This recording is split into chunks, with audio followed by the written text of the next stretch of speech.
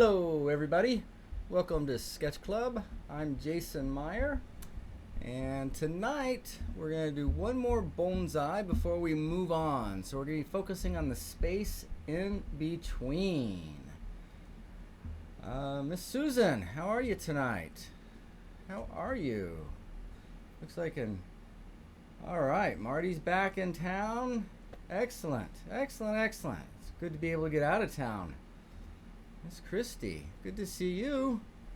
Good to see you. Hopes all is well. Well, and dryish. Dryish where you are. All right, so tonight we're going to do one 30-minute sketch. And much like Sunday's sketch with the forest, we want to look at the spaces in between. So I'm going to recommend that we look at the overall shape, and then we go in and let those empty spaces, sometimes called negative shapes, guide us as we build this ancient looking tree. Hello, Miss Shakti. I hope you are well. Well. You're here, so that's well. And Miss Cindy, taking care of it all. Like a boss. Like a boss. All right, should we sneak in, or let's just get started? This thing's going to be about half an hour. So it looks like we've got a good crew here. So let's get to sketching.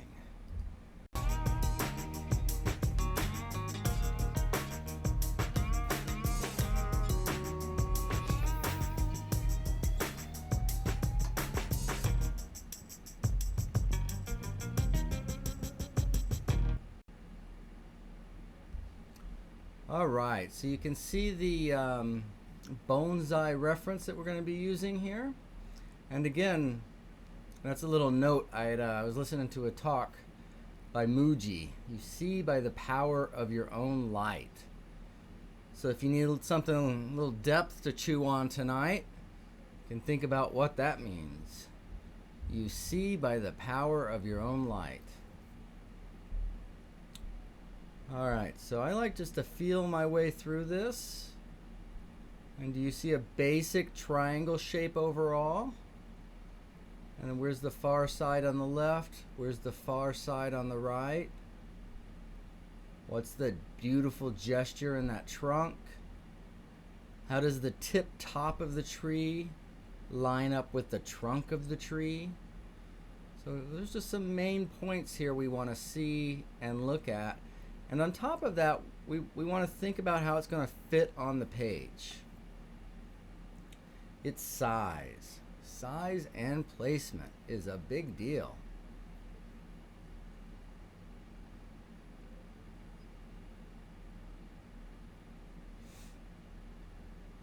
So, I don't know if it'll help you, but for me, it helps seeing it by just literally taking my finger and kind of drawing with my finger.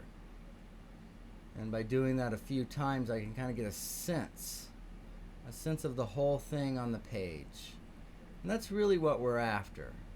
We want to try to capture the movement and the sense of the whole before we really start working on too much detail.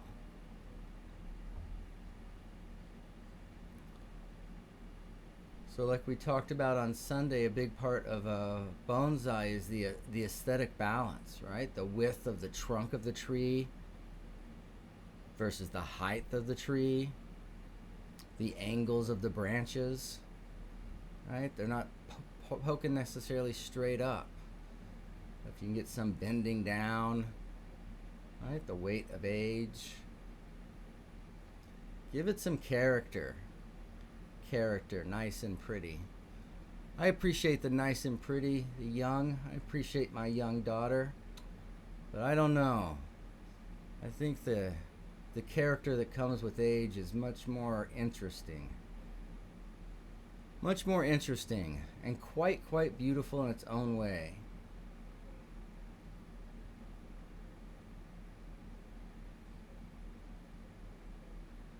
So again, one of the things I'm looking about and thinking about here is how steep is that diagonal? How steep is that diagonal? Does that top line up?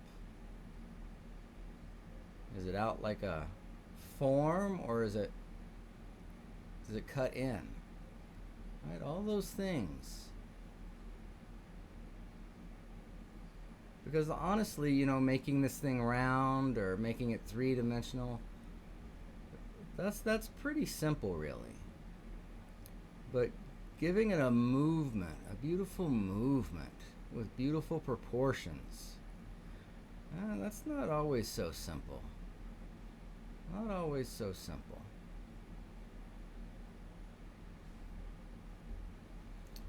All right, so I saw a bunch of your guys' beautiful bonsai forest from Sunday. So I hope you guys have some good luck too. I don't know if it was the negative shapes or what, but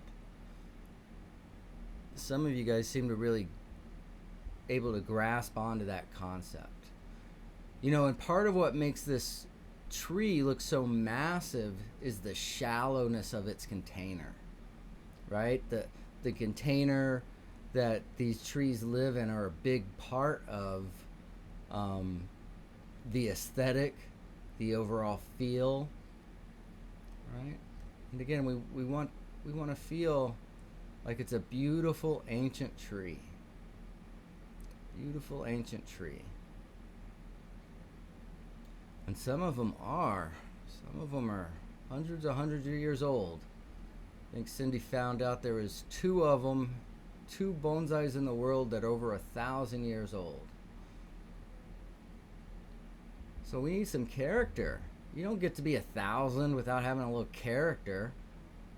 A few bumps and bruises. But also with quite a bit of grace. Miss Sue Nash. How are you doing, beautiful lady? How are you doing, beautiful lady? Good to see you. Good to see you.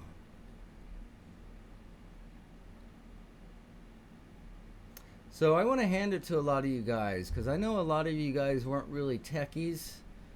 You weren't planning on doing it. But stay-at-home orders came out, and boom, you saw it through. You saw it through. So good for you guys. Good for you guys. Alright, so now I've gone back and forth and kind of masked in the whole thing with my vine charcoal. Again, I want to see it as a singular whole. And now I can come back with my eraser and start thinking about the light of the trunk. Because we'd like the light and shadow of the trunk and the limbs to be darker and lighter than the background. And that'll make the tree appear like it's in front of the background. By the tree in front being both lighter and darker, and then the gray being in the middle of those. Boom. That middle value. So you don't always have to do like that way, but it's very, very effective, and until you have quite a bit of experience, I'd recommend doing that. Lighter and darker up front, and background is in between the two values. It works. It just works. And again, part of what I do and how I draw around here is with mass rather than line, because mass is the language of painters. Mass is how painters use to express themselves, right? As opposed to line, right? And we do that because mass will carry from further away. And most people are going to see paintings from across the room or glance at them as they're walking by, or sometimes in big public spaces from quite some distance. So we want to make sure that when they glance up and see the work from across the room, that it carries, that the work reads from that distance, right? And that'll come from bigger, flatter, simpler values. And the word simpler simply meaning it's not a bunch of random spots.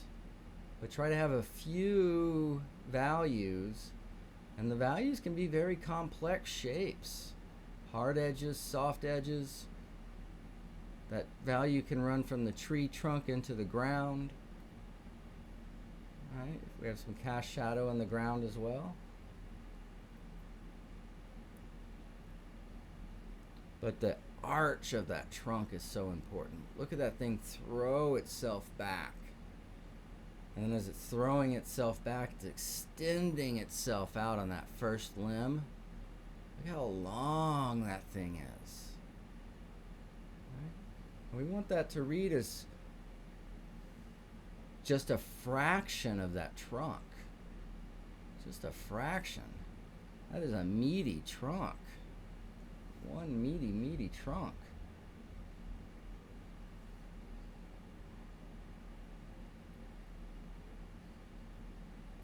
So again, one way to find these limbs is to look at the negative shape between the limbs. Right? And so what is that shape?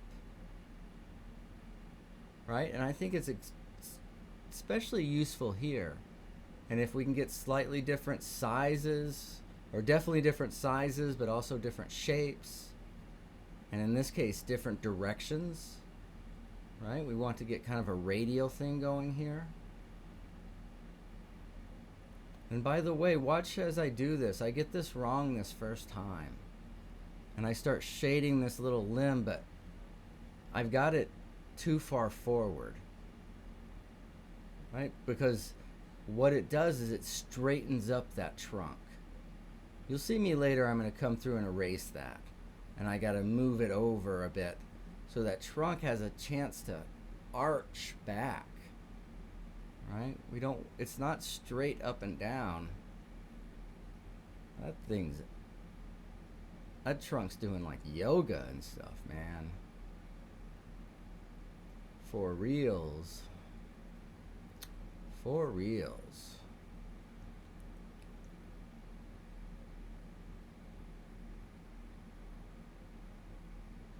Okay, again, don't be so concerned about getting the whole thing finished.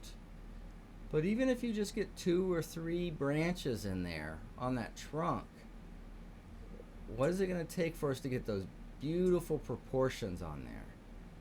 What is that going to take?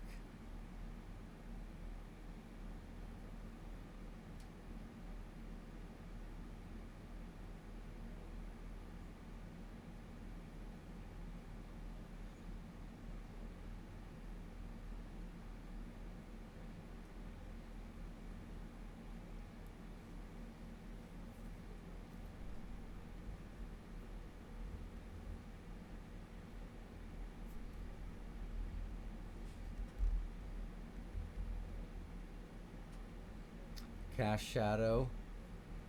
Cast shadows. Cast shadows are kind of like laying down the law. Man, it just makes it happen. Oof. But. Ain't no buts. This is an absence of light. Alright, and that can tie straight in.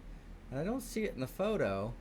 But see, throwing a cast shadow, then it'll track the quote-unquote ground, and then also the rim of that bowl that it's living in. Or looks like a hand carved. It looks like a piece of rock to me. Maybe just living on top of this piece of rock. I don't know.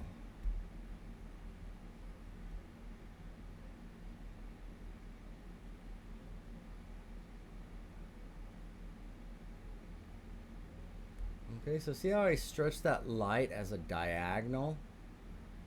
Again, always trying to find movement.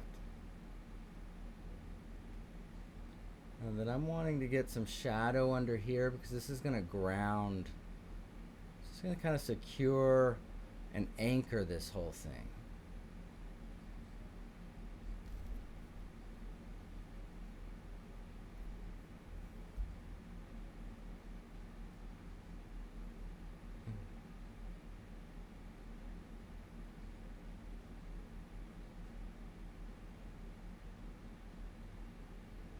practice even tone, even value tone.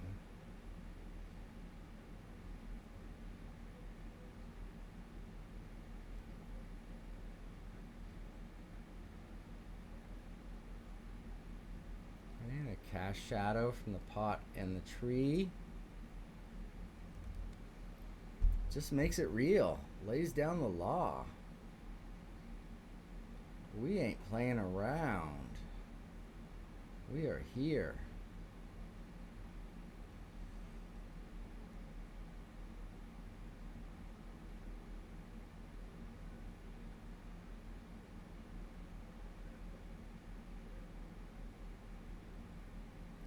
And then I'm trying to make my marks a little bit shorter, a little bit smaller, a little bit lighter as we go from the main trunk down to the main limbs, and then as we split further and further and further into finer and finer as we move to the edge, right? So if you can try to release the size of the shadow, the length of the shadow, right? And then let it multiply and split as it moves out. Again, try thinking about the negative shape between that first branch and that second branch when you're drawing that second branch.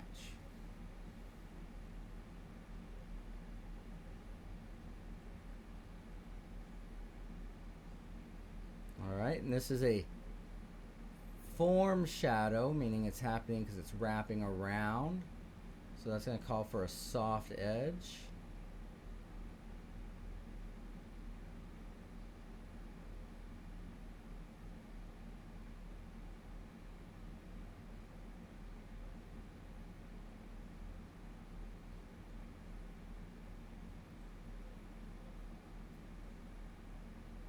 Again, we can't make everything exactly the same either. Need some variety.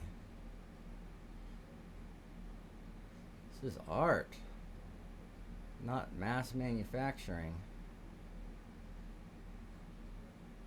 And then by going across those marks, that'll just gray them out a little bit and make them weaker. Make them weaker.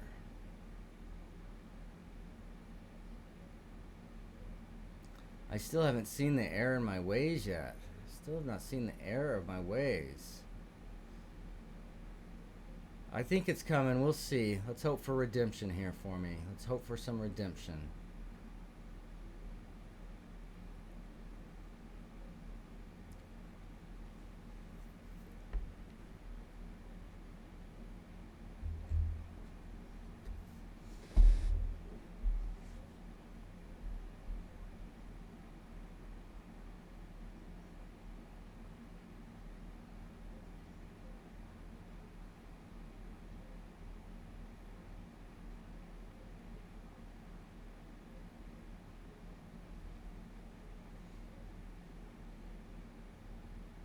And see, when I lay it down in front of that slight tone that I have, those limbs kind of appear like they come and go, right? And that's more of a natural look.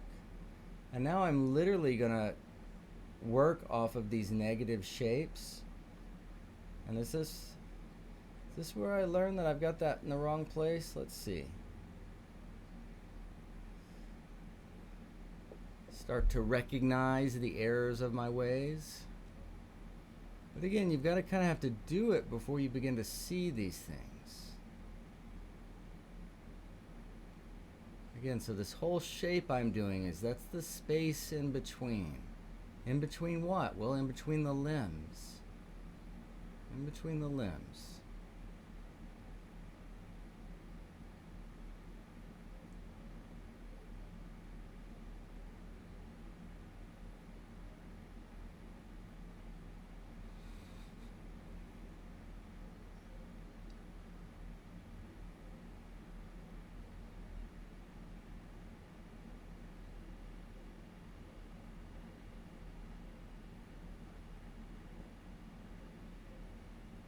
Right, this is the longest, thinnest of them all.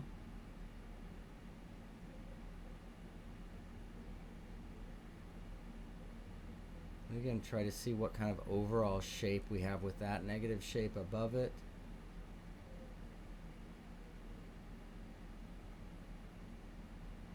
Oh, he starts to see. Starts to see. Things got to go over.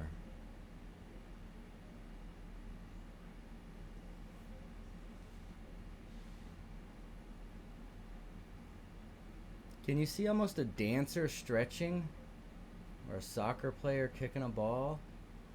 Right? We want that feeling of an extension.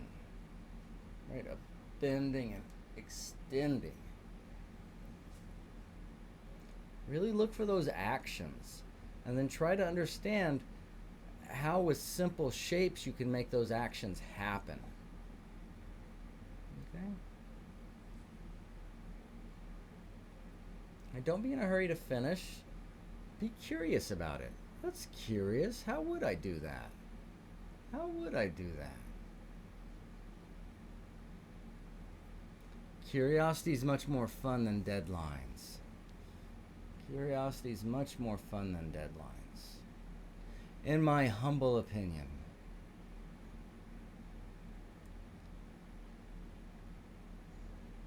Oof, I got a tree inside a tree up here. I didn't realize that. I didn't realize that.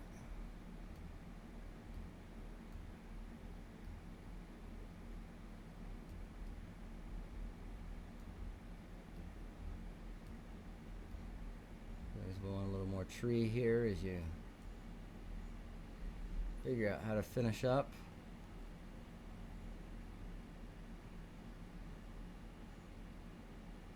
And then notice how when they smooth this background out, those limbs almost pop out in front, right? And that's the idea. That's the idea.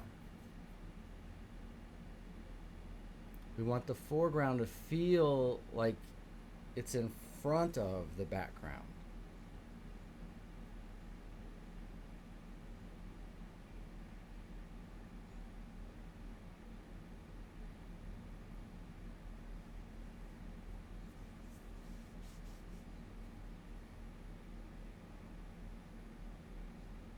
Again, are those negative shapes different? Different shapes. Okay, so I'm going to use that negative shape again to move that one limb over.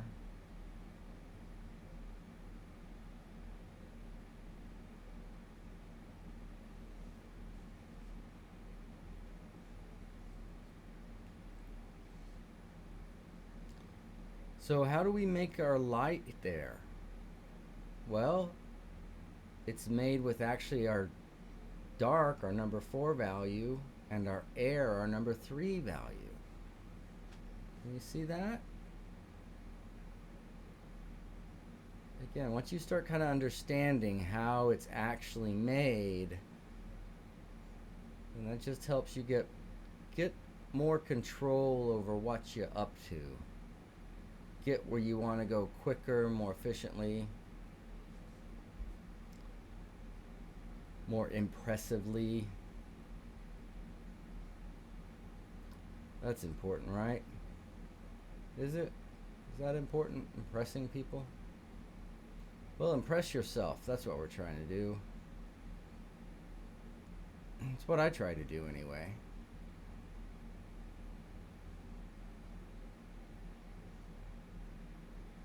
Again, so I want to get this background in nice and anchored from side to side. Right? Even if I don't get all the way over the tree, if I go at least side to side, it'll anchor literally anchor the sides. Got the weight at the bottom. Boom. So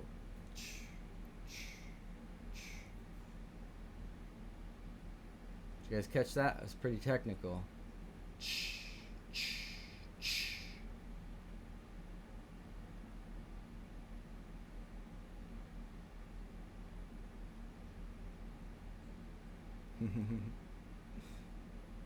Nice. Yeah, and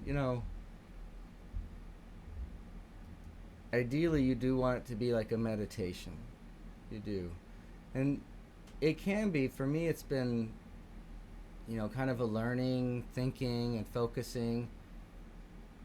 But take that thinking and focusing and try to see if you can't move that into a meditative movement, right?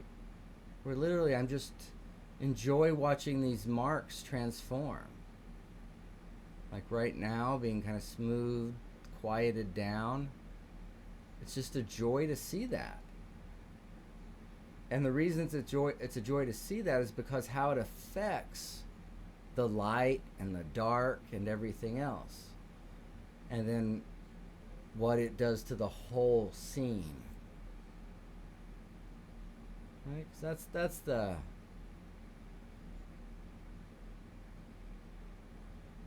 hopefully one of the lessons you learn as a working artist relatively quickly is that the parts just get you so far.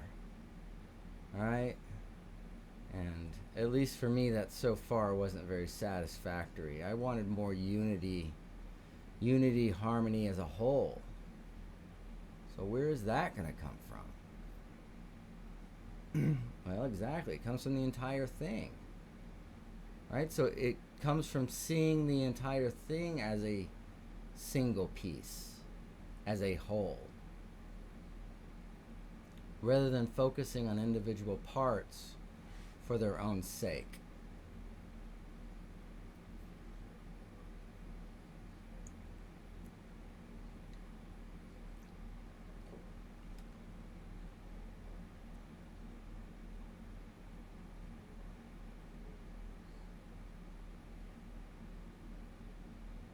And again, we want, if this was a big ancient tree out in the forest, there'd be plenty of room for the birds to fly in there and sit on the limbs.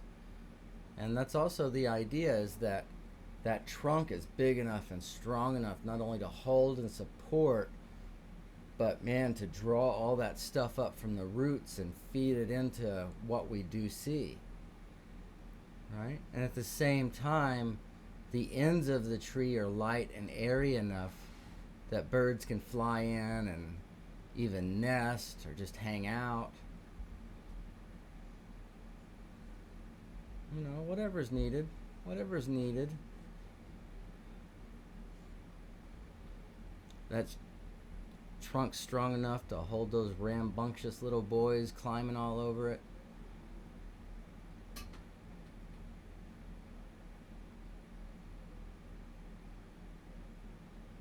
Right? We want to fully experience that tree. And not only the tree, but kind of the years of experience that have happened under and around that tree.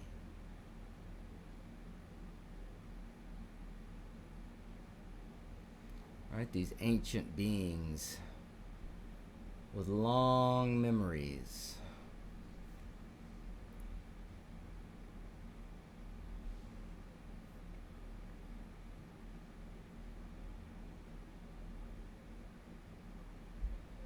And again, the point of this isn't necessarily to finish, but it's to begin to see, to work, to get out of your, oh, what am I doing? Get more relaxed in your working. And develop your seeing, develop your appreciation, develop your taste. Develop your touch.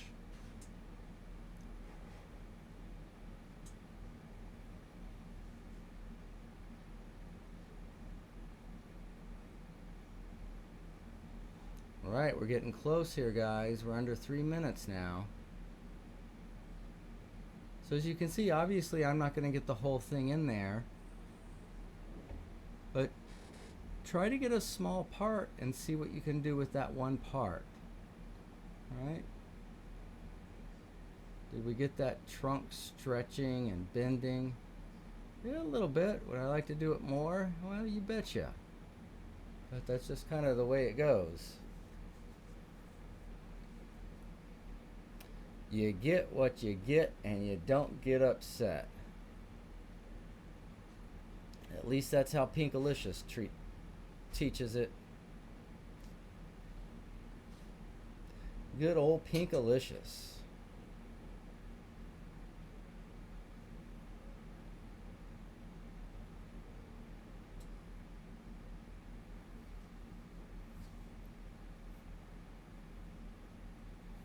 Okay. Are we going to be able to get this to look any better with this limited time period we have? Any ideas on how we could make this better quickly? Kind of give it that finishing touch. Anybody have an idea? Ah, here comes the finisher. White, the finisher. The finisher.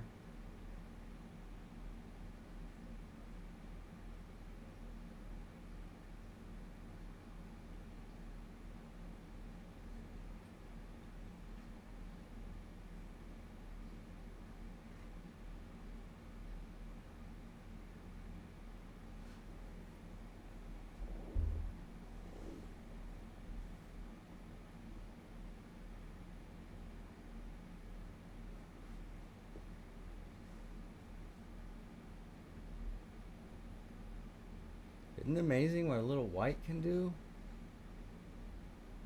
I don't know, do you guys see that? Do you guys see that? That still blows my mind. Blows my mind. Crazy stuff.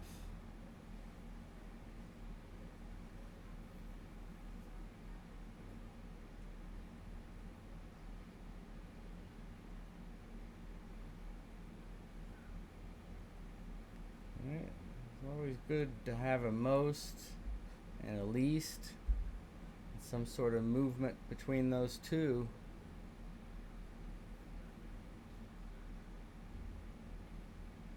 Some sort of movement between those two. Alright, so that was all I got out of my 30 minutes. Hey, and it was a good exercise. Learned a little something. Alright, let's get this big mama out of here. Let's just watch our replay here and see it happen. Again, I know I say it all the time, but big to small, big to small. See the bigness. Train yourself to see the bigness. Because if you can get a hold of a few big pieces, you're going to be able to have more control more easily and quicker than if you're handling 30 or 40 little pieces. Fewer big pieces is what we're going for here.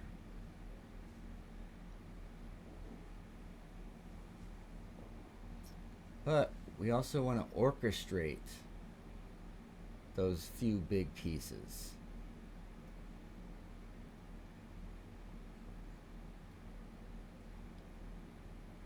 Just because we don't have cast of hundreds doesn't mean we can't put on an entertaining show.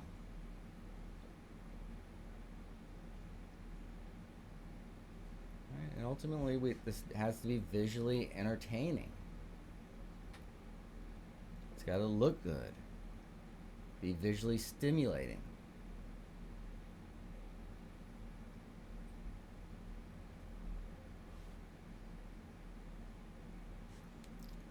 How did you guys do? Was that easier, harder? What'd you think? What'd you think? What'd you think? It's funny because when you look at those, at least I do, I think, oh, so simple. And then you get in there and you're doing it. You're like, how do I do this? Oh, the truth. The truth. Thank you, Shakti. I hope you're well. Let me know how you're doing, kiddo. Let me know how you're doing. And for the rest of you guys, so we'll be back in the morning for Morning Jumpstart. And that'll be the last one of this week.